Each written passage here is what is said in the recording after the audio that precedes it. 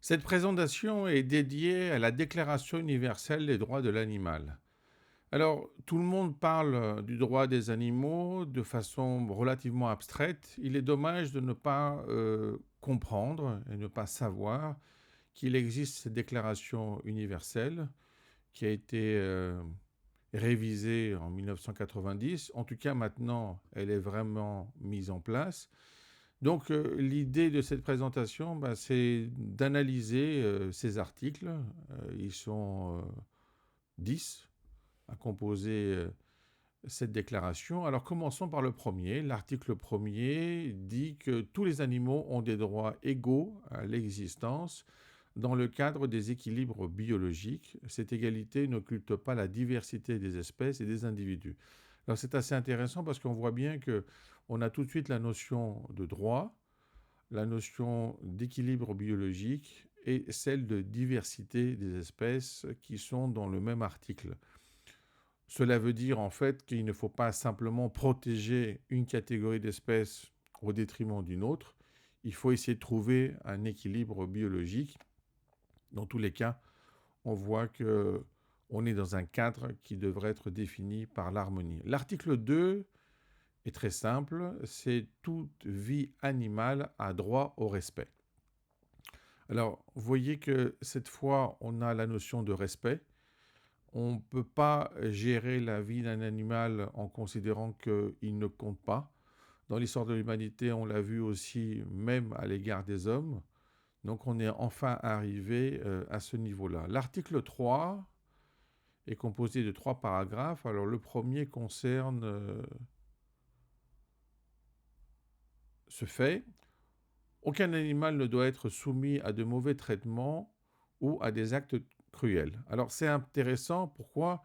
Parce que là, c'est la première fois qu'on voit la notion de mauvais traitement, des actes cruels. On voit que c'est une intervention de la part de l'humanité contre la barbarie. Le second paragraphe concerne la mise à mort d'un animal est nécessaire, si elle est nécessaire, elle doit être instantanée, indolore et non génératrice d'angoisse. Donc on sait que ça peut arriver, on est en train de parler finalement d'une forme d'euthanasie. Et on voit bien que les vétérinaires doivent euh, exécuter cet acte, donc c'est important de savoir dans quel cadre on peut le faire, et en tout cas le caractère instantané, indolore et effectivement l'absence d'angoisse est très important. Le troisième paragraphe est le suivant. L'animal mort doit être traité avec décence. On voit bien que le législateur cherche, même dans la notion de mort, la décence, pour dire finalement que c'est un tout. C'est pas simplement l'animal quand il est vivant et ensuite on se désintéresse de lui lorsqu'il est mort. Cette notion de décence, elle doit être omniprésente. L'article 4, paragraphe 1, l'animal sauvage, cette fois, a le droit de vivre libre dans son milieu naturel et de s'y reproduire. Ce n'est pas un truisme, ce n'est pas une évidence. Il faut effectivement réfléchir à ce que veut dire ce paragraphe. Deuxième paragraphe, la privation prolongée de sa liberté, la chasse et la pêche de loisirs, ainsi que toute utilisation de l'animal sauvage à d'autres fins que vitales, sont contraires à ce droit. On voit bien que la notion de fin qui peut être vitale ou pas est révélatrice et contribue à générer un critère.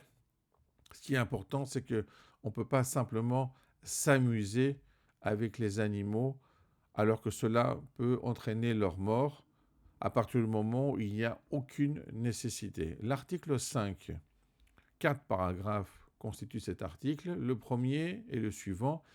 L'animal que l'homme tient sous sa dépendance a droit à un entretien et à des soins attentifs. Donc là, on est dans le cadre des animaux domestiques. Second paragraphe, il ne doit en aucun cas être abandonné ou mis à mort de manière injustifiée. On retrouve la thématique précédente, mais on rajoute la notion d'abandon.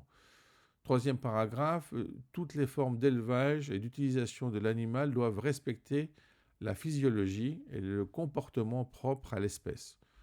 C'est normal, il s'agit d'une différence fondamentale. On ne peut pas simplement dire qu'on élève des animaux sans s'intéresser aux caractéristiques et au cadre qui est prévu par cette espèce.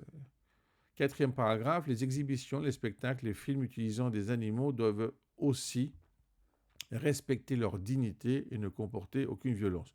On le voit de plus en plus dans les films, c'est écrit de manière concrète que même dans le cadre des cascades, alors qu'apparemment le spectateur a l'impression qu'il y a eu des actes de violence, par exemple dans des scènes de bataille, il est toujours précisé que les animaux n'ont pas souffert.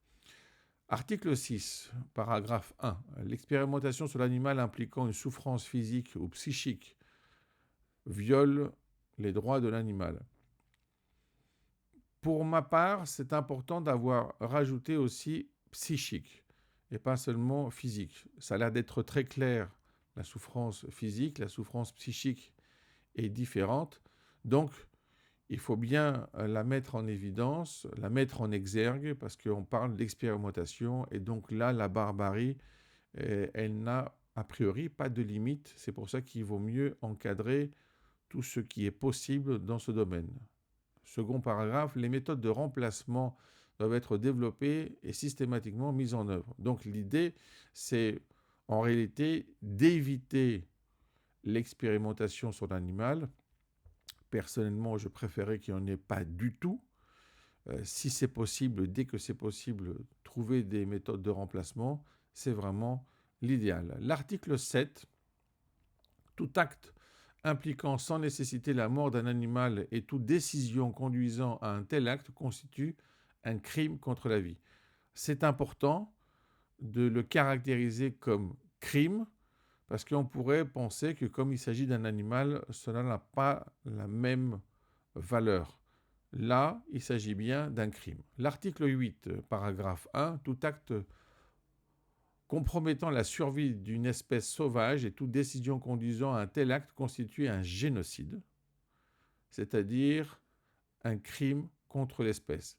Alors là, c'est assez révélateur, parce que c'est une nouvelle utilisation du mot génocide dans un cadre qui n'est pas prévu par la Charte des Nations Unies qui concerne simplement les hommes. Mais là, on voit qu'on veut retrouver cette thématique.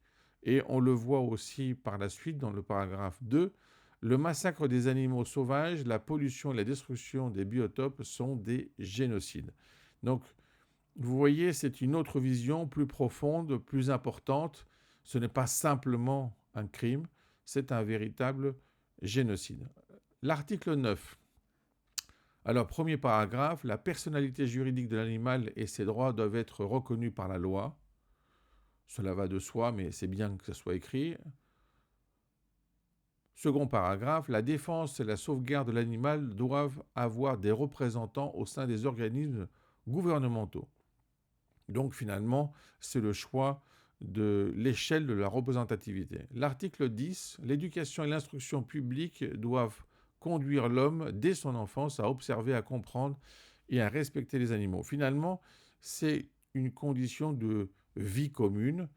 Il est important d'avoir une éducation et une instruction qui permettent ça. Sinon, on peut considérer a priori que les animaux n'ont pas une grande valeur, donc ne sont pas aussi importants que les hommes. L'idée ici, ce n'est pas de mettre une identité, pas même un isomorphisme. L'idée, c'est de dire qu'il faut qu'il y ait un respect.